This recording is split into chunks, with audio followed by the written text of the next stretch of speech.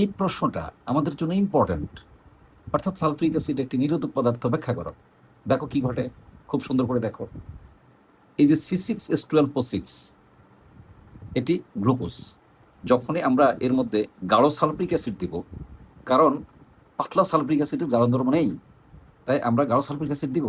এই গাঢ় sulphuric acid যখন দিব, তখন দেখো মনে রাখার খুবই সহজ কৌশল। এখানে দেখো এই জিনিসটা, এই সালফ্রিক অ্যাসিড শুষে নিয়ে যাবে। তার মানে H12C6, এটা হলো তোমার 6 অণু পানি হবে। এই যে 6 অণু পানি হবে, কে শুষে নিবে? ইনটু কে শুষবে? Sulphuric acid. এই যে S2, এই যে SO4 প্লাস, দেখো রয়ে গেল কার্বন, এই যে 6 কার্বন। তার মানে কার্বনটা মুক্ত হলো। ফলে আমরা যদি গাঢ় সালফ্রিক অ্যাসিড গ্লুকোজের মধ্যে দেই, ফোটা ফোটা দেই, তাহলে গ্লুকোজটা কালো হয়ে যাবে, কারণ সালফ্রিক অ্যাসিড পানি শোষণ করে কার্বনকে মুক্ত করে দিল। এই জন্য কিন্তু আমাদের কালো হয়ে যাবে। দেখো পরেরটা আরও সুন্দর, সেটা হলো এখানে দেখো, যদি আমরা চিনি C12H2211, এটা হলো চিনি। এই চিনির মধ্যে যদি আমরা এই গাঢ় সালফ্রিক অ্যাসিড দিই, এই যে গাঢ় সালফ্রিক অ্যাসিড দিই, তাহলে এই যে আমাদের অংশটা, এই যে H22O11, এই জিনিসটা বের হয়ে যাবে পানি হয়ে। তার মানে এখানে 11 অণু পানি হবে। মনে রাখবা, খুব সুন্দর, অক্সিজেনের সাথে যে সংখ্যাটা থাকবে সেটাই পানির সংখ্যাকে নির্দেশ করবে। তার মানে এখানে 11 আছে, তাহলে এখানে 11 পানি হবে। যে 11, এই যে 11 অণু পানি, এবং এটা কে শোষণ করে নিল? সালফিউরিক অ্যাসিড, এই যে S2, এই যে SO4।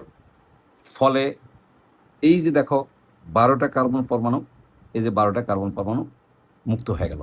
ফলে চিনি কালো হয়ে যাবে।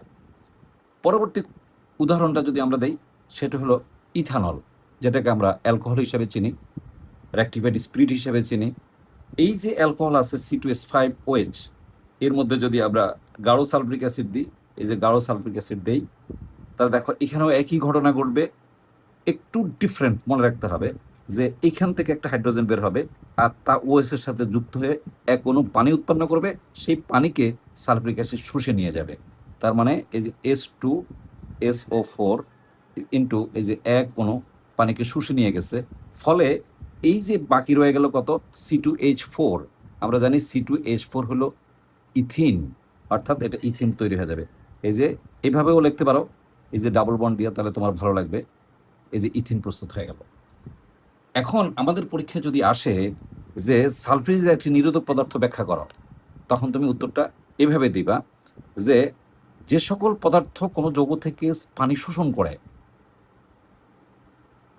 সেই পদার্থকে নিরোধক পদার্থ বলা হয়, এবং পানি শোষণ করার এই ধর্মকে নিরোধন ধর্ম বলা হয়। তারপরে তুমি 3টা উদাহরণ রিয়েকশন সহ দিবা, এতে সবচেয়ে বেশি নাম্বার পাবা। এবং বারবার প্র্যাকটিস করে তুমি রিয়েকশনগুলো তোমার নিজের আয়ত্তে নিয়ে আসবে, কারণ এই প্রশ্নটা ভেরি ভেরি ইম্পর্ট্যান্ট। OBII অবশ্যই আসবেই আসবে। এবার হলো আমাদের দ্বিতীয় প্রশ্ন, সেটা হলো সালফ্রিক অ্যাসিড জারক পদার্থ, আমাদেরকে এটা সমীকরণ সহ ব্যাখ্যা করতে হবে। এটা OBII অবশ্যই important, very very important question. যে দেখো, আমরা জানি খুব ভালো করে আমি তোমাকে বুঝিয়ে দিচ্ছি। আমরা জানি জারক পদার্থ অন্য পদার্থকে, অর্থাৎ বিজারক পদার্থকে জারিত করে, নিজে বিজারিত হয়। খুব ভালো করে খেয়াল করে দেখো, এই যে দেখো সালফ্রিক অ্যাসিড, এই যে দেখো গাঢ় সালফ্রিক অ্যাসিড যদি আমরা কপারের মধ্যে দিয়ে দেই, তখন এই সালফ্রিক অ্যাসিড কপারকে কি করবে? জারিত করবে এবং নিজে বিজারিত হবে।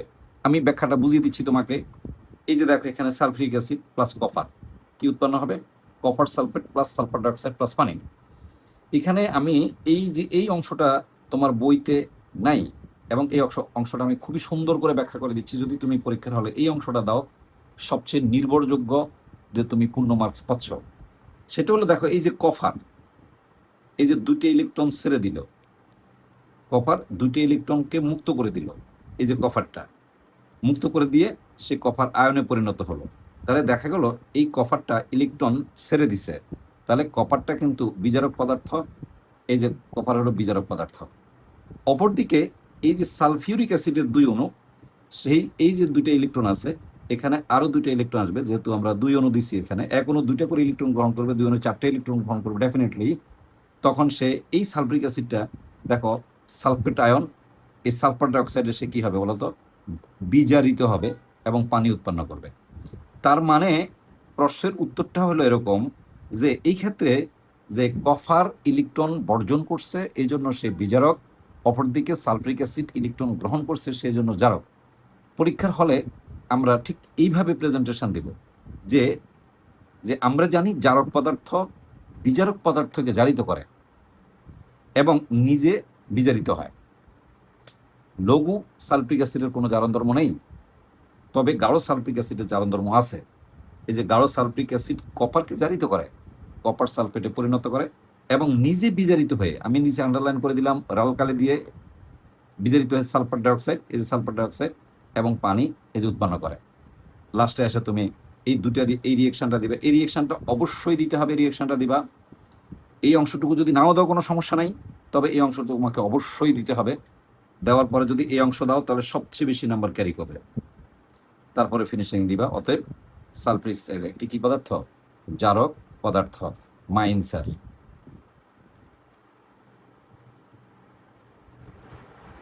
মোবি ডিক একাডেমিক কেয়ার। ধন্যবাদ।